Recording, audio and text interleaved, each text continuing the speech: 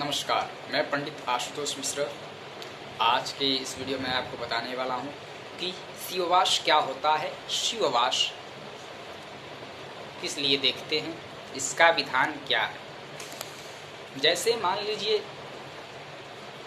शिववास भगवान शिव की आराधना के लिए हम लोग देखते हैं, और कोई भी आप अनुष्ठानिक कार्य ले रहे हैं, जैसे महामृत्युंजय का अनुष्ठान लेना चाहते हैं, महामृत्युंजय का अनुष्ठान लेना चाहते हैं, या किसी भी ग्रह की आप पूजा की शुरुआत करना चाहते हैं, ठीक है। जैसे देवों की पूजा की मैं बात कर रहा हूँ, जैसे कि मान लीजिए कि आप केतु का जाप करना चाहते हैं अनुष्ठान लेकर, चाहे शनि का अनुष्ठान लेना चाहते हैं जाप करने के लिए, चाहे किसी भी ग्रह का आप जप करने के लिए अनुष्ठान लेना चाहते हैं, तो उसमें हम लोग शिववास देखते हैं। अगर कीर्तन का भी मुहूर्त आप देखना चाहते हैं तो कीर्तन में भी शिववास लिया जाता है। रामायण बैठा रहे हैं तो रामायण का भी मुहूर्त शिववास देखकर ही करना चाहिए, ठीक है। यदि आदि नाना प्रकार के जो भी हमारे कार्यक्रम होते हैं, इन सबको शिववास देखकर करना चाहिए। शिववास देखने से भगवान तक सारे हमारे मनोकामना पहुंच जाते हैं, कामना पहुंच जाते हैं, और हमारा सब कुछ सफल होता है, इसमें कोई संशय नहीं है।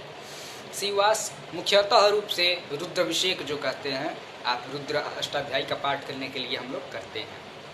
मुख्य रूप से यही विधान है भगवान को, शिव को प्रसन्न करने के लिए, भगवान शिव तक कोई भी संकेत पहुंचाने के लिए शिववास का उपयोग करते हैं। आइए जानते हैं कि हम लोग शिववास किस लिए देखते हैं। शिववास को मुख्य रूप से रुद्राभिषेक में मुख्य रूप से शिववास का विधान है और इसको किया जाता है।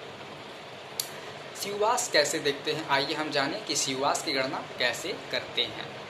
जैसे मान लीजिए कि शुक्ल पक्ष हो या कृष्ण पक्ष हो, ठीक है, तो इन दोनों में से आप किसी भी तिथि को ले लीजिए। जैसे मान लीजिए कि शुक्ल पक्ष चल रहा है, तो शुक्ल पक्ष चल रहा है, इसमें हम ले लेते हैं पंचमी तिथि है, ठीक है, पंचमी तिथि है, और पंचमी तिथि है, दिन है हमारा बुधवार, चाहे सोमवार ले लीजिए चाहे शुक्रवार ले लीजिए, कोई भी दिन ले लीजिए, बुधवार मान लीजिए दिन है और पंचमी तिथि है। तो जैसे कि पंचमी तिथि है, तो पंचमी तिथि को हम क्या करेंगे, जैसे कि पंचमी तिथि है तो हम इसको दुगुना कर लेंगे, 5 दूनी 10, ठीक है, ठीक, 5 दूनी 10 हो गया, इसको हम लोग द्विगुणित कर लिए, 5 दूनी 10 हो गया, और इसमें हम लोग 5 अलग से जोड़ देंगे तो 15 हो जाएगा,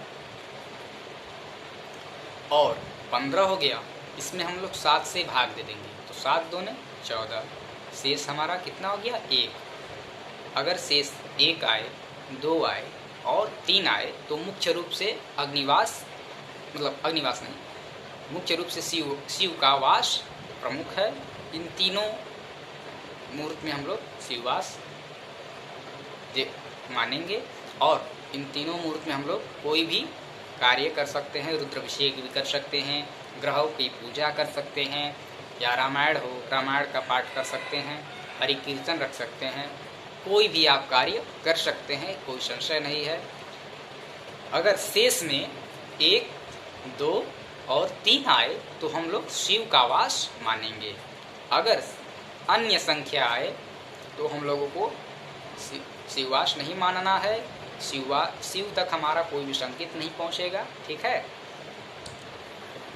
तो शिववास इस तरह से हम लोग देखते हैं, और शिववास हम मुख्य रूप से भगवान महादेव के पास, जो सारे देवी देवताओं के महादेव हैं, देवों के देव महादेव बोलते हैं उनको, उन तक हम अपनी कामना पहुंचाने के लिए शिववास का उपयोग करते हैं। मुख्य रूप से रुद्राभिषेक करने के लिए हम लोग शिव का वास जानते हैं, और यही कारण है कि शिववास जो श्रावण मास होते हैं, श्रावण मास में शिववास नहीं देखते हैं। श्रावण मास में किसी भी तिथि को, किसी भी वार को आप कर सकते हैं। एक यही चीज़ होता है, एक यही मुहूर्त ऐसा होता है, यही माह एक ऐसा होता है कि श्रावण में हमेशा महादेव का पहरा रहता है, इसमें कोई संशय नहीं है, और इसमें आप प्रतिदिन किसी भी दिन कर सकते हैं, कोई दिक्कत नहीं है।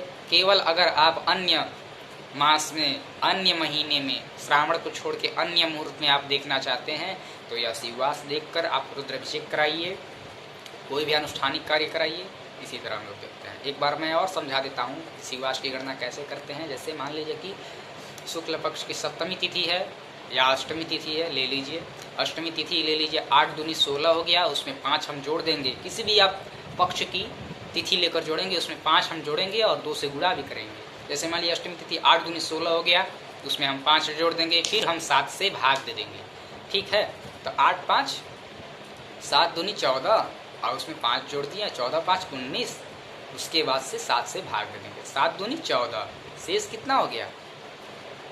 4 हो गया, यानी कि शिवास नहीं है। ठीक है, अगर शेष 4 आए तो शिवास नहीं है। अगर यदि शेष 3 2 1 आए तो शिववास हम लोग मानेंगे। अगर शेष 1 आए तो शिव कैलाश पर रहते हैं।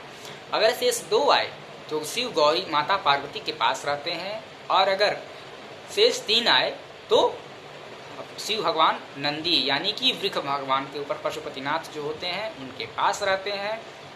और अन्य संख्या है तो शमशान में, क्रीड़ा में, भोजन में इत्यादि कर्म में रहते हैं। भगवान लीन रहते हैं, भगवान के पास कोई भी संकेत नहीं जाता। यही 3 उदाहरण प्रमुख होते हैं। अगर शेष 1 2 3 आए तो इन तीनों शेष रहने पे इन तीनों तिथि में हम लोग शिववास मानते हैं। इसी के साथ मैं विराम लेता हूँ। तब तक के लिए नमस्कार।